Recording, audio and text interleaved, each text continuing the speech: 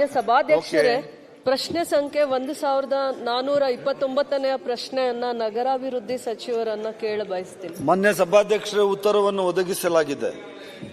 ಮಾನ್ಯ ಸಭಾಧ್ಯಕ್ಷರೇ, ಪ್ರಶ್ನೆಯನ್ನ ಕೇಳಿದೀವಿ ನಾವು ಇವರಿಗೆ. ಹಿಂದಿನ ನಮ್ಮ ಸರ್ಕಾರದ ಆಯವ್ಯಯಲ್ಲಿ ಇಂಟಿಗ್ರೇಟೆಡ್ ಟೌನ್ಶಿಪ್ಗೆ 294 ಎಕರೆ ಜಾಗವನ್ನ ಇಡಬೇಕು ಅಂತಂದ್ಬಿಟ್ಟು ನನ್ನ ಜಿಲ್ಲೆಯ ಉಸ್ತುವಾರಿ ಮಂತ್ರಿಗಳು ಒತ್ತಾಯ ಮಾಡ್ತಾರೆ. ಅವಾಗ KADBಗೆ ಕೊಡುವಂತ ಜಾಗನ ನಾವು ಇಂಟಿಗ್ರೇಟೆಡ್ ಟೌನ್ಶಿಪ್ಗೆ 294 ಎಕರೆ ಜಾಗವನ್ನ ಇಡ್ತೀವಿ. ಆ ಇಂಟಿಗ್ರೇಟೆಡ್ ಟೌನ್ಶಿಪ್ ಯೋಜನೆಯನ್ನ ಯಾವ ಕಾಲ ಮಿತಿಯಲ್ಲಿ ನೀವು ಚಾಲನೆ ಮಾಡ್ತೀರಾ ಅನ್ನುವಂಥದ್ದು ಪ್ರಶ್ನೆ ಆಗಿರುತ್ತೆ. ಇವರು ನಮಗೆ 294 ಎಕರೆ ಜಾಗವನ್ನ ಕೇಳುವಂತ ಸಂದರ್ಭದಲ್ಲಿ ಅವರ ಯೋಜನೆಯ ಮಹತ್ವ ಏನು ಹೇಳಿರ್ತಾರೆ ಅಂತಂದ್ರೆ, ಘೋಷಣೆ ಮಾಡುವಾಗ, ಬಜೆಟ್ ಅಲ್ಲಿ ಘೋಷಣೆ ಮಾಡುವಾಗ ಸಾವಿರಾರು ಸಂಖ್ಯೆಯಲ್ಲಿ ಎಜುಕೇಟೆಡ್ ಎಂಪ್ಲಾಯ್ಮೆಂಟ್ ಆಪರ್ಚುನಿಟೀಸ್ ನ IT ಸಾಫ್ಟ್ವೇರ್ ಕಂಪನಿನ ಬ್ಯಾಂಕಿಂಗ್ ಹಬ್ ತರ್ತೀನಿ, ಎಜುಕೇಶನಲ್ ಹಬ್ ತರ್ತೀನಿ, ಹೆಲ್ತ್ ಸಿಟಿ ಮಾಡ್ತೀನಿ, ಮತ್ತೆ ಬ್ಯಾಂಗ್ಳೂರ್ದು ಒಂದು 2-3 ಎಕ್ಸಾಂಪಲ್ ಕೊಟ್ಟು ಎಲ್ಸಿಟಾ ಎಲೆಕ್ಟ್ರಾನಿಕ್ಸ್ ಸಿಟಿಯಲ್ಲಿ ಎಲ್ಸಿಟಾ ಅನ್ನೋದು ಮಾಡಿರೋದು ಇದೇ ಇಂಟಿಗ್ರೇಟೆಡ್ ಟೌನ್ಶಿಪ್ ಇಂದ. ಮತ್ತೆ ಡೆಲ್ಲಿಯಲ್ಲಿ ಪ್ರಶ್ನೆನು ಸರ್, ಇವರು ಕಳೆದ ಬಜೆಟ್ ಅಲ್ಲಿ KADBಗೆ ಹೋಗ್ತಾ ಇದ್ದಿದ್ದಂತ ಜಾಗನ ನಗರಾಭಿವೃದ್ಧಿಯಿಂದ ನಾನು ಇಂಟಿಗ್ರೇಟೆಡ್ ಟೌನ್ಶಿಪ್ ಮಾಡ್ತೀನಿ ಅಂತ ಮತ್ತೆ ನಮ್ಮ ಜಿಲ್ಲೆ ಉಸ್ತುವಾರಿ ಮಂತ್ರಿಗಳು ಆಗಿದ್ರಿಂದ ಸಾವಿರಾರು ಕೋಟಿ ಅನುದಾನದಲ್ಲಿ ಮತ್ತೆ PPP ಮಾಡೆಲ್ ಅಲ್ಲಿ ಈಗ ಹೇಳ್ತಾ ಇದ್ದಾರೆ ಸಾವಿರಾರು ಕೋಟಿ ಅನುದಾನದಲ್ಲಿ ಈ ಕ್ಷೇತ್ರ ಅಭಿವೃದ್ಧಿ ಆಗುತ್ತೆ. ಅವಾಗ ಬರೀ KGF ಕ್ಷೇತ್ರ ಅಲ್ಲ, ಮೈಸೂರು, ತುಮಕೂರು ಎಲ್ಲ ಮಾಡಿರ್ತಾರೆ. ಈಗ ತುಮಕೂರು ಯಾವ ರೀತಿ ಅಭಿವೃದ್ಧಿ ಆಗುತ್ತೆ ಅಂತ ಅಂದ್ಬಿಟ್ಟು ಇಲ್ಲಿ ಇದು ಈ ಬಜೆಟ್ ಅಲ್ಲಿ ಘೋಷಣೆ ಮಾಡಿದಾಗ ನಿಮ್ಮ ಪ್ರಶ್ನೆ ಕೇಳಿದ್ರೆ ಬಜೆಟ್ ಅಲ್ಲಿ ಚರ್ಚೆ ಮಾಡೋಕೆ ಬಜೆಟ್ ಅಲ್ಲಿ ಚರ್ಚೆ ಮಾಡಿ. ಇಲ್ಲಿ ನಿಮ್ಮ ಪ್ರಶ್ನೋತ್ತರ ಪ್ರಶ್ನೆ ಏನು ಕೇಳಿ. ಈಗ ಪ್ರಶ್ನೆ, ಯಾವ ಕಾಲಮಿತಿಯಲ್ಲಿ ನೀವು ಇಂಟಿಗ್ರೇಟೆಡ್ ಟೌನ್ಶಿಪ್ ಅನ್ನ ಅಭಿವೃದ್ಧಿ ಮಾಡ್ತೀನಿ ಅಂತ ನೀವು ಮಾತು ಕೊಟ್ಟಿದ್ದೀರಾ ಕ್ಷೇತ್ರದ ಜನತೆಗೆ?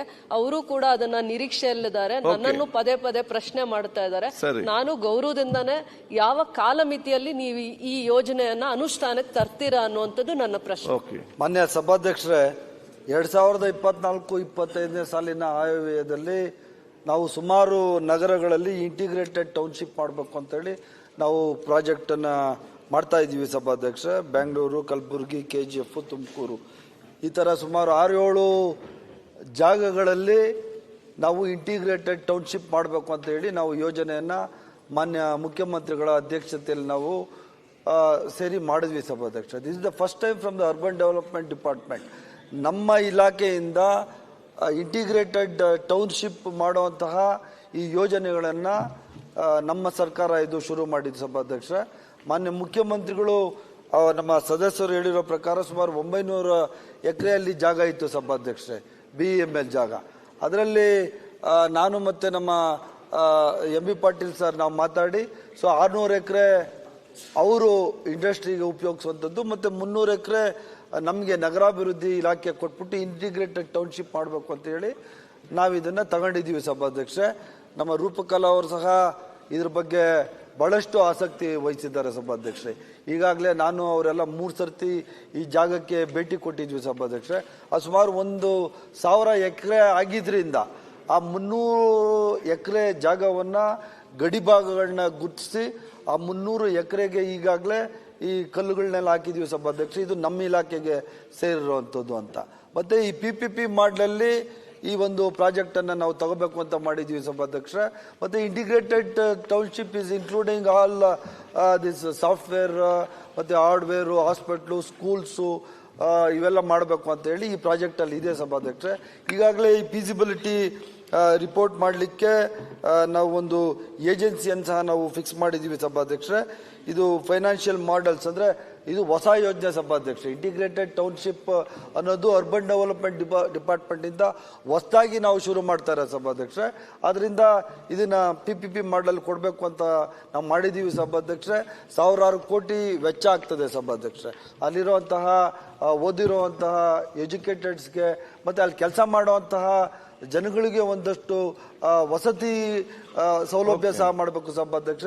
ಅದನ್ನು ನಾವು ನಮ್ಮ ಈ PPP ಮಾಡಲ್ ಸೇರಿಸಿ ಆ ಪ್ರಾಜೆಕ್ಟ್ ರಿಪೋರ್ಟ್ ಅದನ್ನ ಮಾಡ್ತಾ ಇದ್ದೀವಿ ಸಭಾಧ್ಯಕ್ಷ. ಮತ್ತೆ ಇಲ್ಲಿ ನಮ್ಮ ಸದಸ್ಯರು ಕೇಳಿರುವಂತಹ ಪ್ರಶ್ನೆಗೆ ಸಭಾಧ್ಯಕ್ಷ, ಈ ನಾಮಫಲಕಗಳನ್ನ ಸಹ ಎಲ್ಲ ಹಾಕಿದೀವಿ ಸಭಾಧ್ಯಕ್ಷೆ. ಮತ್ತೆ ನಾಳೆನು ನಾನು ರೂಪಕಲಾ ಆ ಜಾಗಕ್ಕೆ ಹೋಗ್ತಾ ಇದೀವಿ ಸಭಾಧ್ಯಕ್ಷೆ.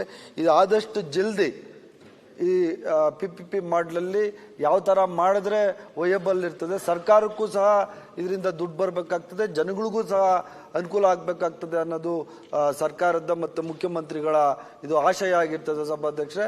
ಅತಿ ಶೀಘ್ರವಾಗಿ ಆ ರಿಪೋರ್ಟ್ ಬಂದ ತಕ್ಷಣ ಈ ಕೆಲಸವನ್ನ ನಾವು ಟೆಂಡರ್ ಕರೆದು ಮತ್ತೆ ಇದು ಚೆನ್ನೈ ಮತ್ತೆ ಬ್ಯಾಂಗ್ಳೂರ್ ಎಕ್ಸ್ಪ್ರೆಸ್ ಪಕ್ಕದಲ್ಲಿರುವಂತಹ ಜಾಗ ಸಭಾಧ್ಯಕ್ಷ. ಸುಮಾರು 1 ಕಿಲೋಮೀಟರ್ ರಸ್ತೆ ಇದೆ ಸಭಾಧ್ಯಕ್ಷ. ಮಾನ್ಯ ನಮ್ಮ ಸದಸ್ಯರು ಬಂಗಾರಪೇಟೆ ನಾರಾಯಣ ಸ್ವಾಮಿ ಅವರು ಸಹ ಇದಕ್ಕೆ ಅವರು ಸಹ ನಮಗೆ ಸಹಾಯ ಮಾಡ್ತಾ ಇದ್ದಾರೆ ಸಭಾಧ್ಯಕ್ಷ. ರೂಪಕಲಾ ಅವರು ಸಹ ಇದಕ್ಕೆ ಬಹಳಷ್ಟು ಇಂಟ್ರೆಸ್ಟ್ ತಗೊಂಡಿದ್ದಾರೆ ಸಭಾಧ್ಯಕ್ಷ.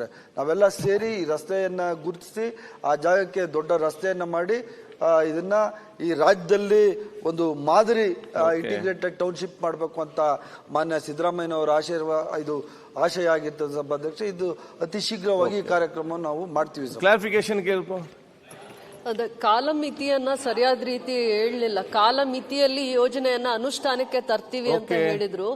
ಯಾವ ಕಾಲಮಿತಿಯಲ್ಲಿ ಯೋಜನೆಗಳು ಬಹಳ ಅನುಕೂಲವಾಗಿ ಆರೋಗ್ಯಕರವಾಗಿದ್ದಾವೆ, ಜನತೆ ಅದೇ ಒಂದು ಕಾರಣದಿಂದ ನಿರೀಕ್ಷೆ ಮಾಡ್ತಾ ಇದ್ದಾರೆ. ಕಾಲಮಿತಿಯನ್ನ ಹೇಳಿದ್ರೆ ಮಂತ್ರಿಗಳು